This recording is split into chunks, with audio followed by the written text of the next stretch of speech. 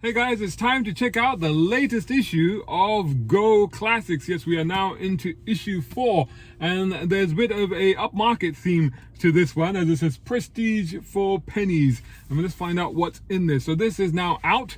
It's available. Head over to goclassics.co.uk, and the great thing is you can of course order a print copy, which should be available in some shops as well, but you can get a digital copy right now. You can download it to your phone and your tablet straight away. You can start reading it like moments after you finish watching this video, but make sure you finish watching this video.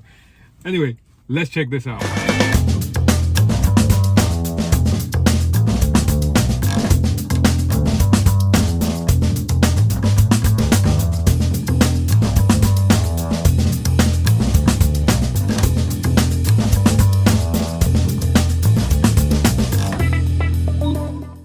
So, all the usual great content packed full of features and buying guides and all the rest of it. A great news section up front. Interesting thing, old tax discs. Do you have your old tax discs? Because apparently they're worth quite a bit of money now. There's a bit of a collector thing going on with those. And information about the fact that, high mileage cars are nothing to be feared. Any C show that's happening this weekend. I don't know by the time if you're going to watch this or not, if I've uploaded, but anyway, I might be popping over to that, and there should be classic car, electric car rides to be had there if you're interested in that sort of thing. And the more to come on that subject, believe you me, both from me and from GoClassics and from Brown Car Guy videos and all. There's an auction roundup, what's been selling, what's not been selling, all the rest of it. Events, what's been going on. I've covered a few things. Check out the videos on this channel. Of course, the standard guide that's always in there, how to get into classics. Then of course my column, you must read that. It's all about the right to resto mod. It's funny, because some people that know me say that I'm not one for modifying cars. Whenever people buy cars and start modifying them, I'm like, no, leave them as they are, because that's how the manufacturer intended. However, I'm much less precious about that sort of thing when it comes to older cars and classic cars, because over time, we've had the technology to improve things on cars. So when you have classic cars and you go, well, the brakes could be better, the lights could be better, the infotainment could be better, and you go, well, why not? All that technology is there, isn't it? But you still get the beauty and the aesthetics, and sometimes the style and aura of the older car. Triumph TR6 buying guide, 1969 to 75. So if you're thinking of buying one of those, you have got to pick up a copy of this magazine for a 4-page buying guide. What she says, column by Angie Velluti, and she's talking about various cars that she's owned, or rather that her other halves have owned, including Gerald the Herald and the MR2 that she's still after, and some talk of Corrados in there as well, so that's always whoever read. And the editor at large, Jeff Bailey, one of the founders of the magazine, he's continuing cataloging of his almost 100 cars, actually over 100 cars that he's owned in his lifetime. Again, a few standouts. He's owned a couple of Bentleys, a Bentley Turbo R and an Arnage R. Usual eclectic mix. I mean, there's no conformity. There's a Chrysler Crossfire in there as well, There's an Alfa Romeo Mito. Oh my God, has he really owned a Range Rover Evoque convertible? So that's who bought one.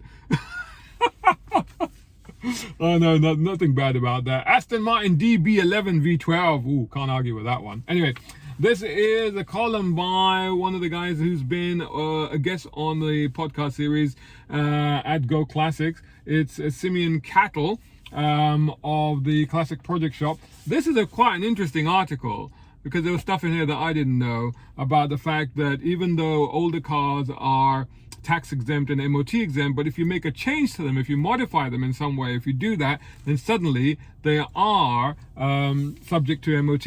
And also there's general advice about, even if you're not doing MOTs, you shouldn't just be neglecting the cars or shortcutting when it comes to the crucial stuff. Living the dream, so as part of the theme of the magazine, it's cars that you can get for a lot less than you thought. And there were some interesting standout ones, like the Alfa Romeo 4C, a car that I love, but didn't really take off. They've dropped about under 45,000 pounds. The Aston Martin V8 Vantage, another car that I really like, and they're talking about 25,000 pounds. You kidding me? My goodness, blimey, that's something in it. You got Audi R8, you got Bentleys, Ferrari Mondial. I mean, yeah, I met a bloke at the weekend at the Regis Street Motor Show who just bought one, and it was very reasonable money. BMW 8 Series, of course, that's a wonderful classic. Jaguar XE, Jaguar F-Type, down to £25,000. I really like the F-Type. God, that's worth thinking about, isn't it? You've got to be honest, right? Lotus Evora, or maybe Lotus Evora. Oh gosh, come on, 30 grand. You got Maserati. They've got a Maserati 3200 there, 4200, 3200. But on the basis of a friend of mine's experience, I probably wouldn't recommend that one to you. As lovely as they are. Mercedes SL, the R129, yeah, sure, recommend that one. Boxster, yeah, definitely. They're really good value right now. Talking to Mercedes SLs, there's an SLK buying guide.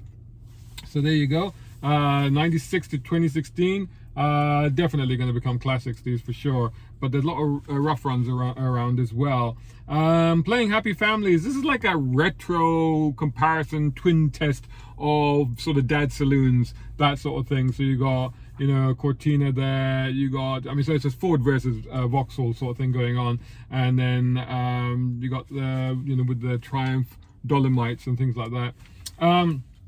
And talking of dad cars, there's a whole feature on them, and this is cars in the 70s and 80s that dad might have driven. So the Vauxhall Cavalier, Ford Sierra, of course, Escort, of course, Triumph 2000, the Princess.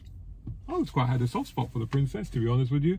The big Ford Granada, the older one, and the Peugeot 405, which actually is a very good car. It was always a good car, that one.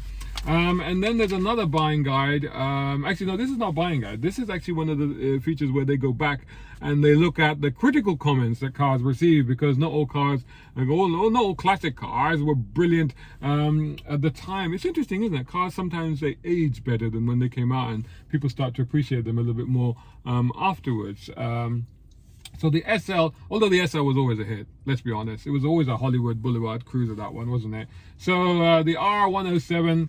There's a little bit about that one in here. It's about 3 pages of looking at that car. There's a mini timeline. So there's a timeline feature, and it basically looks at all the changes that came to the Mini, all the rest of it. But here's it. At the end of this feature is the bit that I found interesting, and that was all the versions that were made, all the cars that were made based on the Mini. And that's some really, I mean, I knew about the Mini Markups, for example. I know about the Mini Moke, but the Siva Bug, you know, the Midas, I've seen the Midas before, but the McCoy GT, has that got anything to do with Dr. McCoy? The Broadspeed GT, look at that. And this the Status 365. I mean, that looks like a bun bug with 4 wheels. I mean, that's what an extraordinary thing. And then the Unipower, that's a sexy little car. Mod the Mark, this is a good one because this feature is about what you can do. I was just talking earlier about how you can enhance classic cars. And again, remember, if you do that, then they're subject to MOT. Still not tax apparently, but MOT, but depending on the age of the car, of course.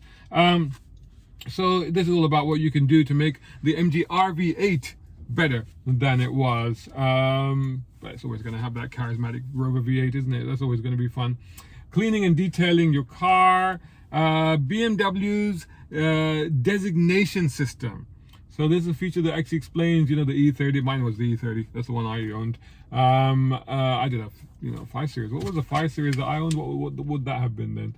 That would have been the E34 actually. Yeah, that's what that would have been. So I can tell from this guide, you can now tell all of those E designations and what they refer to and all the rest of it.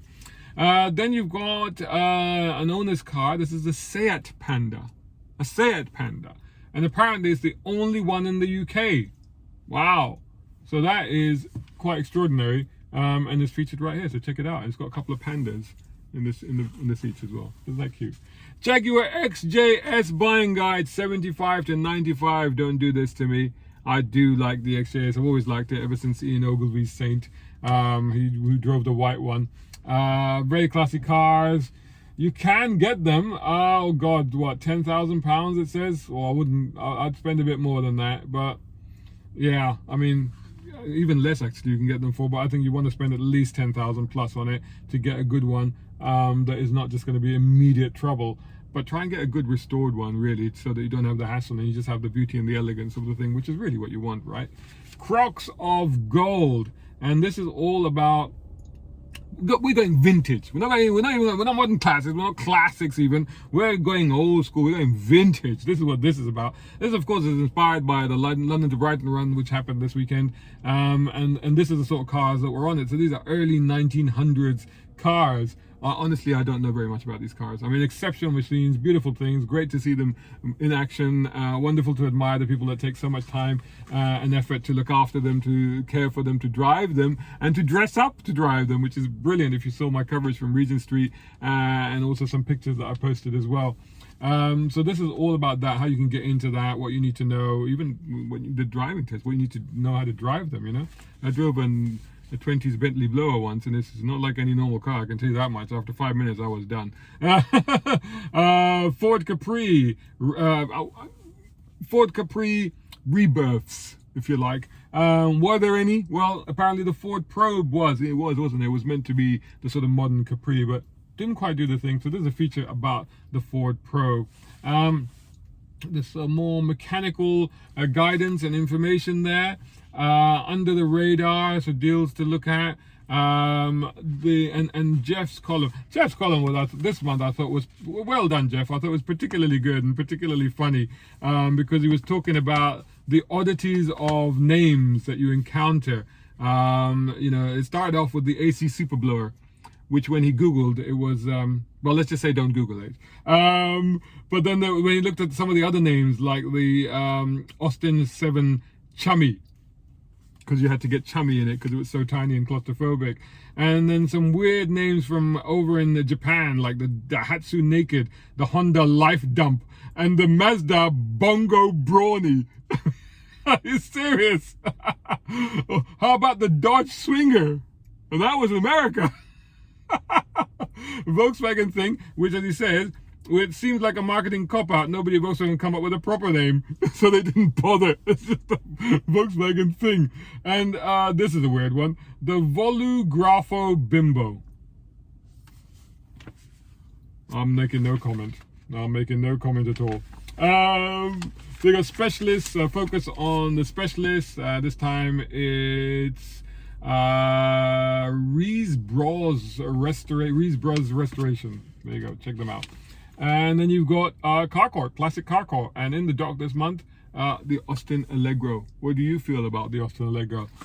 Save it or jail it? You tell me. And then a little preview of next month's magazine as well. The best buys for, the best buys for 2020. I'm going to make a video about that actually, because one of my top videos on my own channel, Brown Car Guy, was has been the 17 best classics to buy in 2021. That's the highest performing video on my channel. Check it out. Anyway, before you do that, make sure you check out GoClassics. Head over to goclassics.co.uk, pick up a copy. You can read it right now, right today, right now. No, you don't even have to wait for the print one. You can get the print one, It's nice. Isn't that nice paper here? It's nice to have on your coffee table. But if you want to read it, if you want to get into it straight away, you can download it straight away and off you go. Anyway, check it out and let me know what you thought of my column and the other stuff in here. Catch you guys again soon. A big shout out and thanks to Jay Williams over at Air Technic, who are my top tier sponsors. Check them out for exhaust, brakes, suspension, and even body kits. Also, much appreciation to my tier 4 sponsors, Muhammad Ali Ahmed and Tom Conway Gordon. And of course, all of these other guys who have joined me on Patreon. Without their support, I can't be creating the content that I am doing. Perhaps you can join them. Head over to patreon.com/browncarguy. Even if you can't do that, make sure you're subscribing and sharing this channel, which of course is youtube.com/browncarguy. Also subscribe to browncarguy.com and follow me on all the socials. Just search for my hashtag, which of course is #BrownCarGuy.